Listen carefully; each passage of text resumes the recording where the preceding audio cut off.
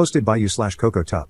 I, 24M, met a girl, 22F, in a community college class when I was 20. We came from very different backgrounds. I was middle class, trying to find a cheaper way to attend college, while she was living in near poverty, attending school because her parents were forcing her to, and threatening to kick her out otherwise. She dropped out about a year into her schooling while I continued and finished. During her first year, we formed a relationship, and she more or less moved into my apartment. Her relationship with her parents is pretty much non-existent, and she has little to no outside friends besides one or two women she knew from high school, who, in my opinion, are deadbeats. I make around $80K a year, so we live relatively comfortably, but there's still some strain on finances. I can't say exactly when I started losing feelings, but the fact that she refuses to work, will not cook, wants to eat out every day, does not want to go to school, and continuously wants to buy and spend money on clothes and other things, just slowly started grating on me more and more. I work in a female-dominated workplace, and having conversations with, and interacting with coworkers who have so much going for them, with fun hobbies and aspirations, makes it all the worse when your girlfriend is chronically online, spending 7 hours a day doom scrolling through Instagram or TikTok reels, and thinks that having bedroom intimacy is all she needs to do on her end. Our relationship isn't bad, we have fights every now and then like an average couple, and we have an active bedroom life, but that's pretty much it. From her perspective, if I broke up with her, it would seem to come out of nowhere, but I'm pretty much done, and I know I could move on quickly without any regrets, as harsh as that sounds. The problem is that she has no job, no finances, almost no friends, and no family support system. I'm not a monster, I don't want to make someone virtually homeless, but I also don't want to be stuck with someone who has nothing going for them. I don't know what to do. Edit. She wasn't as bad when we were still in school, she at least helped cook and had some aspirations to be a nurse. But I guess as she started getting comfortable, her habits built up more and more until it got to this point. This wouldn't have been a 4-year relationship if it had started this way. She only leaves the apartment when I take her to get food, otherwise, she either sleeps or is on her phone. If she were a toxic or bad partner, I wouldn't have too much trouble ending it, but she's fairly nice, just very lazy. Update 1 day later. For starters, I want to thank everyone for all the advice I received on the last thread. It helped me formulate how I would go about handling this. When I made that post, I was having an extremely bad day, and I didn't expect it to blow up like it did, so I don't think I was able to give her a fair defense. When I mentioned that she came from poverty, I should have clarified that her father is a laborer, and her mother lives a lifestyle similar to how she lives now. Their home is maybe 1,100 square feet and located in a terrible part of town. Given her father's past ultimatum, I don't think he would take her back, especially since she hasn't been home in years. Yes, I have talked to her about this, maybe 3 times since January. I've tried gently suggesting that it would be nice if she went out more, or found a hobby at the very least, and I've also flat out told her that she was wasting away on her phone and she needed to get a job or go back to school. Each time, she either changed the subject, made it a joke, or followed through for a couple of days before reverting to her usual behavior. She is a kind partner who asks me about my day, always tries to make me laugh or lighten the mood when I get annoyed, and generally shows a lot of affection. This makes me feel terrible because none of that works anymore, and I just see her as another person.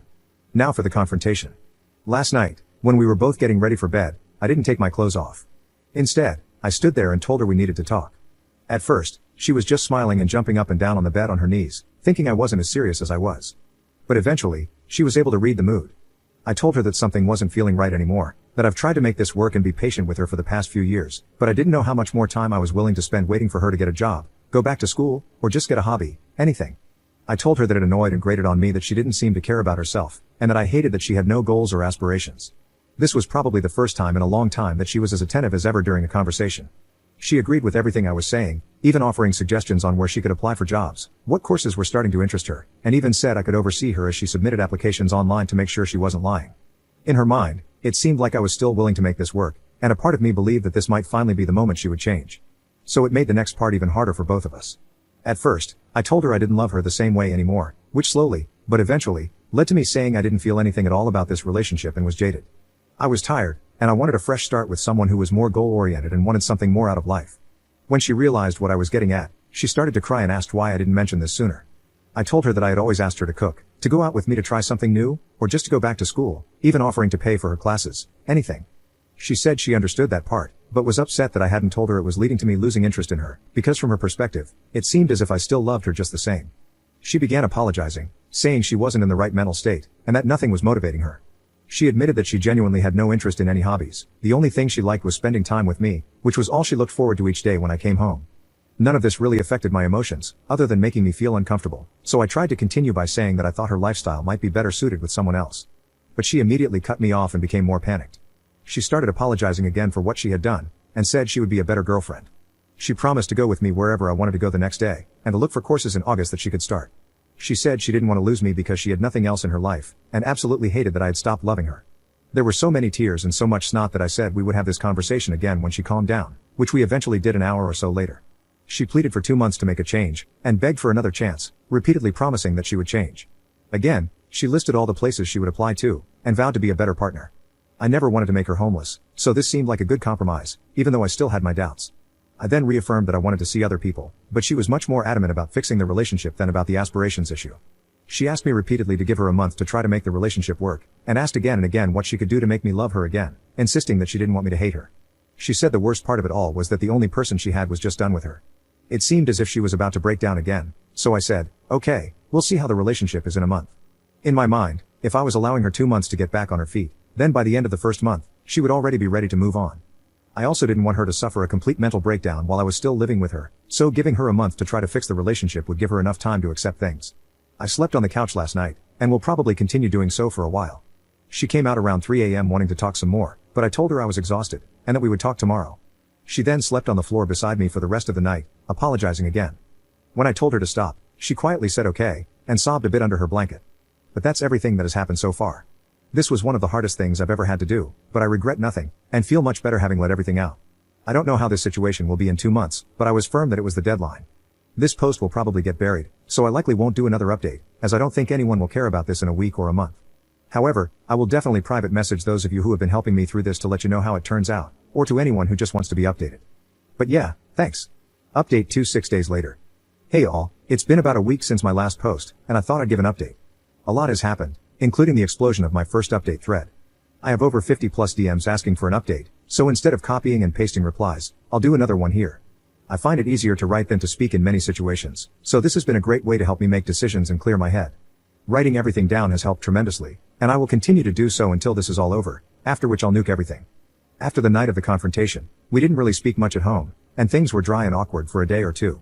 However, I've been told I'm a workaholic by nature, so it was easy for me to stay at the hospital as a distraction. During that time, she did start cooking again. We weren't in the mood to go out to eat together. Eventually, though, I sat down with her after she asked for a more thorough conversation about why I felt our relationship was failing. She promised not to cry or get upset, but wanted me to be 100% upfront so she could better understand, stating she wanted to try everything to fix this. I was really apprehensive about this, and I can't fully explain why, but given that we've been together for 4 years, I wanted to at least make an effort out of respect, even though a large part of me was angry for even doing so, as I feel I've never received the same effort from her. There have been many different opinions in response to my last update. The main ones are, kick her out immediately and leave before it gets worse, try to find a way to fix our relationship, or end the relationship altogether but continue living with her, which would probably lead to her becoming absolutely neurotic. If I was going to let her stay for 2 months, I definitely would not be dealing with that. I took into consideration all these main advice discussions and read through almost every reply, even the most assumptive, bizarre, and downright unhinged Redditor takes. More importantly, I was heavily influenced by those who have shared with me their past stories, which either led to them being stuck in loveless relationships for years, or eventually being able to overcome their problems and have an even stronger connection. Thank you again for your private messages. I read through many of your stories. Now for our conversation. She mentioned that she saw something on TikTok where couples put a phone on the table with a timer and take turns airing what makes them upset. She wanted to do something similar. I said that was a dumb idea, and that if we were going to talk about our problems, it would be better if there were no time limit. She eventually agreed and said I could go first, asking me when I completely lost my love for her. As I said before, it wasn't due to one specific action, but rather a grating feeling that got worse and worse until it reached this point, and I told her that. So she then asked when I felt the most angry. I told her it would take some time for me to think, and she said that was fine. After a few minutes, something came to mind. I couldn't find the right words at first, but eventually, it just started to come out. I told her that the worst time was when I first started working at the hospital. To keep it short, the tempo was brutal. It was constant work with little to no downtime, as I was constantly learning new things that school had never taught me, while being expected to handle everything like a professional. It was without a doubt the most stressed I've ever been, and I feel like other RNs can relate. That year hardened my mindset, that hard work does pay off if you have the drive and passion. I told her that was when I started losing feelings the fastest, seeing her at home doing absolutely nothing. Coming home to no food made, no job, no learning, just her being completely glued to the internet with nothing to show for it. I said it made me even more upset when I gave her suggestions for jobs with pretty easy schedules, or encouraged her to find a new interest in school that would pan out better than last time, only to be rejected at every attempt. I told her flat out that it disgusted me. She asked why I didn't make this a bigger issue at the time, and said I should have communicated this to her, but I told her that some things shouldn't have to be said. I shouldn't have to remind her to take care of herself, eat, or do something other than mindlessly scrolling on her phone for hours every day. I also told her that after coming home from the hospital on more stressful days, the last thing I wanted was to spend my time begging my girlfriend to do something productive. So, I held my tongue and settled because she was still nice and caring. I had no other reasons to end it, and from then on, the resentment grew worse. It was around this point that I became more mean, which I now regret, but I'll still include it as I have everything else. I told her that when she dropped nursing, I was upset because I felt she was more than capable of doing what I had done. But after spending more time in the relationship and getting to know her better, I realized that, given the type of person she was, there was no way she could have ever finished. That's why I suggested easier and more laid-back jobs, less demanding majors in school, or even just cooking or finding an interesting hobby. At that point, I would have appreciated anything. Still, she chose to do nothing for years. It's just the type of person she is, which is why I eventually felt done with her romantically. She asked me if I hated her, and I said I didn't know. I told her she was very loving and kind, but I hated how she had handled her life up to this point. I said I felt no ill will toward her after airing everything out, but I also felt nothing else. I just felt done and ready to move on. Throughout this conversation, we maintained eye contact, and there were times it seemed like she might break, but as she said, she remained as calm as she could while I said what I had to say. I told her I was done, and that she could say her piece now, but she asked if we could continue the conversation later, and then locked herself in our room for the rest of the day. The next day, we sat down again and finished the conversation. She told me that she thinks she's depressed, saying that she didn't feel sad before that night, but just had no motivation to do anything. I had received a few messages suggesting I ask her to get tested for ADHD, but when I brought it up, she was very adamant that it wasn't something she felt comfortable with. I knew she didn't like needles or going to the hospital in general, but her flat-out refusal to get tested for disorders when I told her it wasn't at all like a regular hospital visit surprised me. She asked if I would give her another chance if she were able to change her behavior. I said I didn't know, as I felt nothing right now, and wasn't sure if her changing would bring any feelings back, especially since it took reaching my breaking point to get here. She asked if there was any compromise, and I told her again that if, in a month, I felt there was enough reason to stay together, I would, but there was no guarantee that my feelings would return. However, I would match any effort she put in. She was frustrated by my answer, but I told her that's how it would be. She then gave me a piece of paper she had been working on the night before, which listed hobbies and interests she wanted to explore. The two major ones were photography and cooking again. She told me that she was looking into these hobbies, and also showed me her phone as proof that she was submitting applications on Indeed and Glassdoor for some entry-level positions she might get hired for. I told her that if she could show enough passion or interest in these hobbies, I wouldn't care about her working, just anything to improve herself. But if she didn't pursue anything at all, then it would be best to look for a new job to help her when she moves out. I've also been asked in private messages if I have any personal friends to talk to. There are two female coworkers I confide in, given how many hours we work together at the hospital, and whom I completely trust because, in my opinion, they are extremely grounded. They both said I would eventually get love bombed and that things would revert to how they were before, and that I needed to stand firm with moving on. They're very helpful friends who have even offered to let me stay over for a few nights, reasoning that I would fall for her manipulation if I continued being anywhere near her, in their own words. But it didn't feel right since I'm still technically in a relationship, though I said I would consider it if the situation worsened. However, I find them grounded, so I always try to take their advice to heart. Despite numerous messages from you all, both privately and openly, telling me that this will be a mistake, I want to make the attempt to give this one last try. Although I feel heavily closed off and guarded, and still feel indifferent about our current situation, many of you have told me this can eventually change with enough work from both parties.